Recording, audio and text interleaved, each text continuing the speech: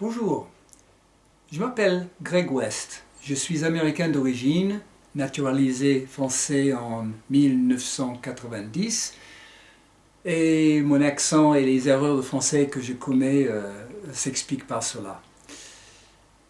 Je veux vous parler d'un livre que j'ai écrit en 2020, mais dont les origines remontent bien plus loin, qui s'appelle « Sortir du cercle de la violence ». C'est un essai que j'ai publié à Vérone Éditions. Voilà le livre.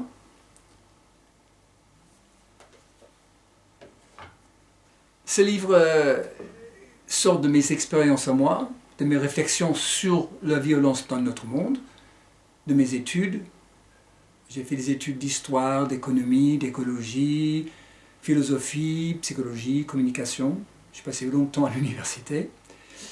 Et à cause de mon expérience personnelle, ça m'a pris longtemps pour comprendre les liens entre tous ces aspects de la chose.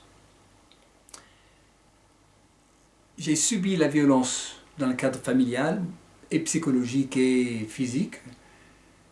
Dans mon quartier, qui était un quartier intégré noir et blanc, j'étais témoin et victime de la violence raciale entre ces deux groupes.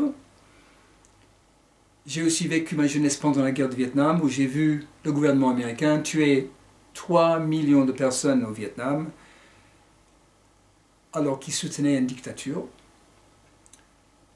Et j'ai constaté avec la crise écologique que nos choix de consommation et de mode de vie entraînent des changements sur la Terre qui bousillent la vie des gens en changeant le climat, et que nos choix aussi font parfois travailler les gens à des prix très très bas et en pillant des ressources et en polluant la planète massivement. Donc, même si les riches ont le plus de pouvoir pour influencer cette violence, tout le monde participe à cette violence, qui n'est pas uniquement la violence militaire.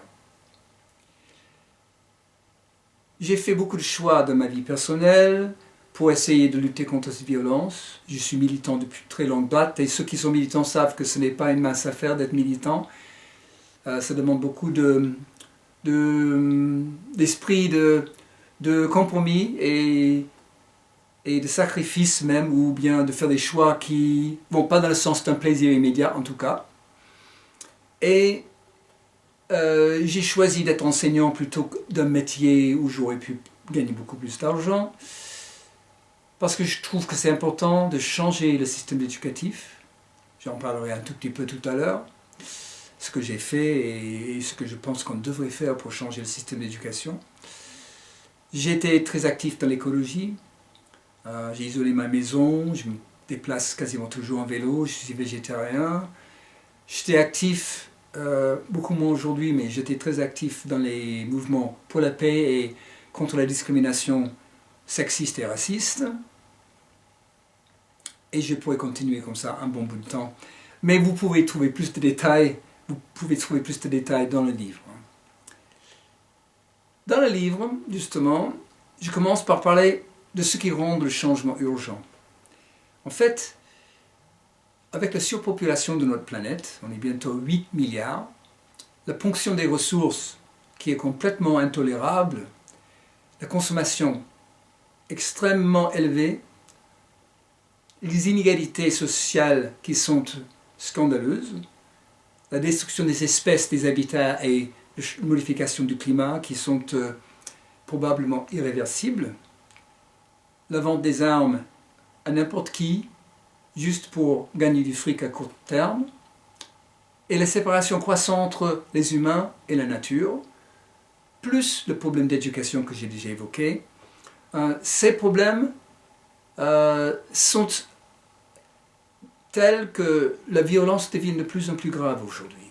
Qu'est-ce que je veux dire par violence? C'est toute l'injustice, la souffrance, la destruction que notre espèce crée par ses choix et par ses actions, que ça soit conscient ou pas conscient.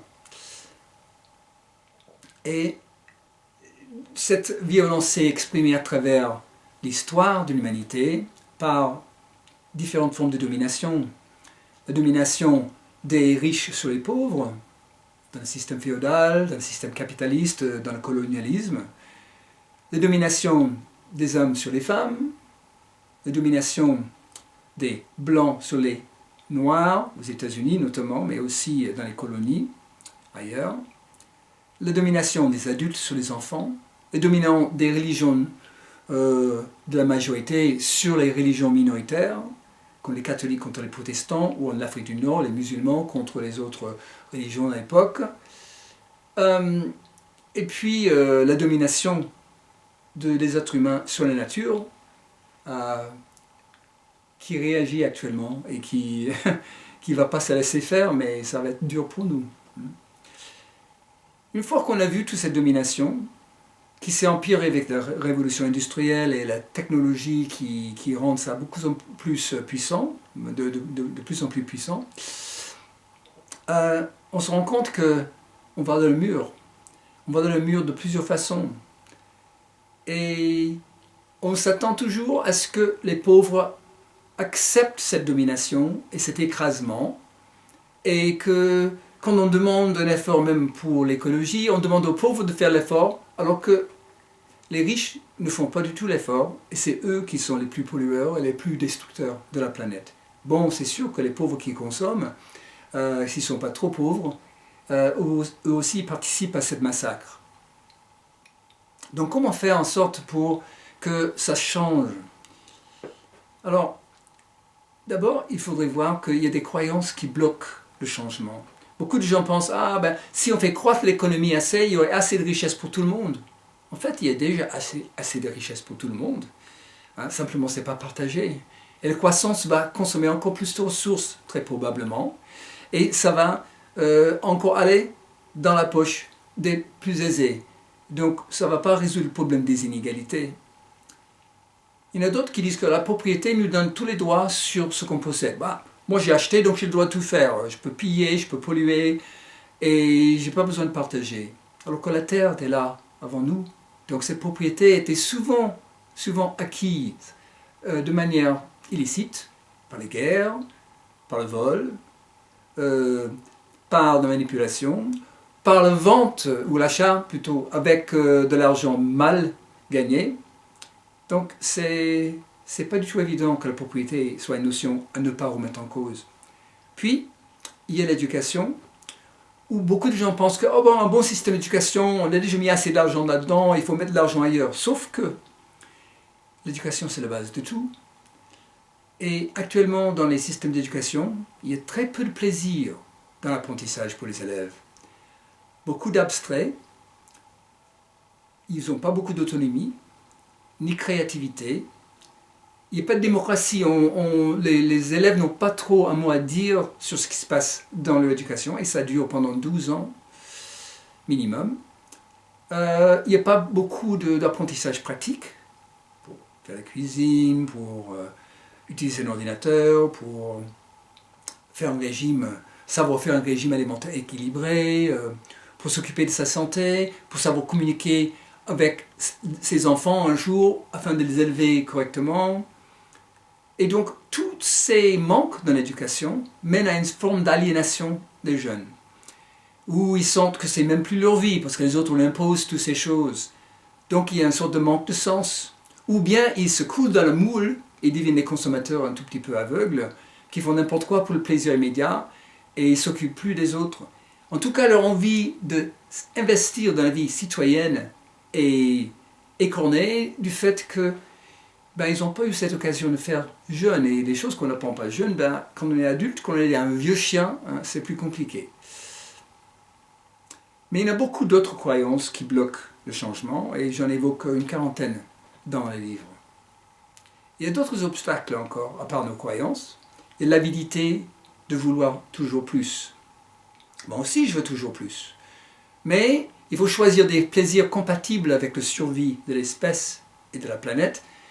Et à partir de ce moment-là, il y a des choses que je choisis de ne pas faire. Mais beaucoup de gens veulent toujours plus et ils ne sont pas prêts à faire ces choix-là. il y a la recherche de la perfection dans un domaine, comme les sportifs ou les acteurs ou des hommes politiques, hein, mais qu'il les déséquilibre et fait qu'ils n'ont plus une vision globale, ni de leur propre vie, ni du sens qu'ils pourraient donner à cette vie, ni de la société autour d'eux. Il y a la mauvaise communication, le fait qu'on n'apprend pas à écouter les autres.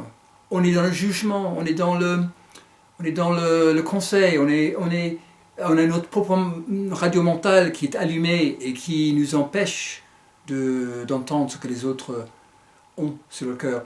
Et donc, il n'y a plus de communication ou dialogue de égal à égal. On voit ça entre les parents et les enfants, les profs et les élèves, les patrons et les salariés. Et dans tous les domaines de la société, c'est un grand enjeu. Il faut faire quelque chose pour que ça change si on veut sortir de la violence. Et puis il y a d'autres difficultés que chaque être humain peut connaître, des difficultés de santé, à cause des problèmes génétiques ou à cause des problèmes de pollution, les difficultés d'éducation à cause des parents qui étaient trop occupés pour s'occuper du gamin ou qui eux-mêmes étaient malheureux et qui ont transmis un peu cette même agressivité à leurs gamins. Donc ces choses-là, hein, il faudrait aussi adresser ces problèmes. Enfin, dans le livre, je parle des solutions. Il n'y a pas de solution si on n'est pas d'accord tous pour l'appliquer. Donc, je parle plutôt de pistes que de véritables solutions, parce que pour l'instant, hein, si on n'est pas d'accord pour avancer, ça ne va pas se faire. La première piste pour que ça change, c'est soi-même. Moi, par exemple, j'ai fait une liste des comportements que j'avais dans tous les domaines qui étaient positifs pour moi-même et pour les autres, et qui étaient positifs pour moi mais négatifs pour les autres.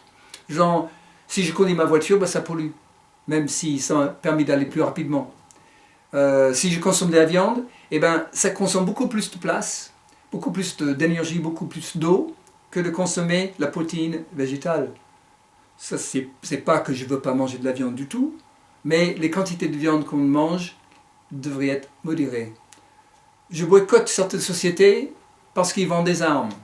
Je boycotte d'autres sociétés parce qu'ils font travailler les gens à bas coût de main-d'œuvre et ils pillent l'environnement et ils polluent énormément. Je choisis de faire du vélo plutôt que de prendre une voiture. Donc, il y a énormément de choses que l'individu peut faire et beaucoup de gens font un petit effort, mais juste pour faire paraître que « Ah, moi j'ai fait un effort ». Alors, il faudrait avoir une vision honnête de nous-mêmes, de voir toutes les conséquences de tous nos actes et ne pas simplement être dans le reproche des autres. « Ah, vous les hommes politiques, vous continuez la concurrence déloyale en important les choses d'ailleurs qui ne sont pas produites dans les bonnes conditions. » Oui, sauf que si moi je continue à acheter ces produits, pourquoi l'homme politique il changerait? Bon, en plus des changements de soi-même, il y en a beaucoup d'autres, on pourrait discuter là, et les réformes d'éducation qu'on a déjà discuté un peu, il y a la façon de gouverner, il y a la façon de gérer l'économie, il y a la protection de l'environnement, il y a le contrôle de la technologie. Alors, je donne beaucoup d'idées sur ces sujets dans le livre, mais je vais me contraindre à parler que de 4 ou 5. D'abord, qu'est-ce qui se passerait si le vote blanc était comptabilisé dans les élections et si, au deuxième tour, si le vote blanc était majoritaire, tous les candidats qui restent en liste seraient éliminés, ne pourraient plus se représenter, on referait les élections et il faudrait d'autres candidats. Peut-être si on faisait ça, à terme, les candidats commenceraient à vraiment écouter la population et essayer de faire des choses en collaboration avec eux au lieu de le faire au-dessus de leur tête. Une deuxième idée. Qu'est-ce qui se passerait si, pour gérer des référendums, on a une assemblée associative qui prend des gens élus de différentes associations, qui ont une certaine taille quand même, pour travailler avec les gens qui font des pétitions pour des référendums, pas pour effacer l'esprit de la pétition, mais plutôt pour leur permettre de faire une pétition qui peut créer un référendum qui est directement applicable en loi, c'est-à-dire qui est consistant, cohérent avec les lois ou qui suit les procédures nécessaires pour changer la loi par référendum, sans que ça passe par le Parlement, qui souvent dénature ou dilue le référendum au point où ça n'a plus de sens. Qu'est-ce qui se passerait si on avait des règles de commerce équitables sans exception? C'est-à-dire, quelqu'un qui veut importer quelque chose doit faire des démarches pour montrer que les personnes qui le fabriquent, toutes les personnes qui le fabriquent, sont payées correctement, que l'environnement est protégé, que les droits sociaux et syndicaux et démocratiques des peuples dans ces pays sont protégés. Si ce n'est pas fait, eh bien, il faudrait se passer de ces produits et produire localement. Ceci permettrait d'éviter beaucoup de délocalisation. Ça permettrait d'arrêter de soutenir des pratiques ignobles qui créent des gens fâchés, en colère parce qu'ils sont maltraités et qui créent donc de la violence. Alors, il y a d'autres idées qui sont proposées. Comment sortir du nucléaire et pourquoi? Comment mieux contrôler les technologies? Et même un qui est très très radical, on serait peut-être contraint un jour d'aller à ça, c'est d'avoir des cartes rationnement de ressources individuelles pour le consommateur final qui dirait que pour un mois, vous avez droit à consommer autant d'énergie de ressources et au-delà de ça, stop. Ce qui obligerait les gens à choisir quel plaisir, quelle consommation faire et ne pas faire tout et n'importe quoi. Mais bon, ça c'est vraiment une proposition de dernier recours du fait que les hommes ne sont pas prêts eux-mêmes à baisser leur consommation. Bon, j'ai fait à peu près une présentation du livre. J'espère que ça vous a intéressé et que vous achèterez le livre. Sur l'écran là, vous pouvez voir l'adresse sur le net où vous pouvez aller pour acheter le livre. Vous pouvez aussi simplement entrer les titres sur le net, sortir du cercle de la violence. Et à mon avis, vous tomberez sur le site de Vérone Édition où vous pouvez l'acheter. Je vous remercie beaucoup de m'avoir écouté. Je vous souhaite bonne route dans la vie. Agissons tous pour que le monde évolue dans le bon sens. Bonne journée. Au revoir.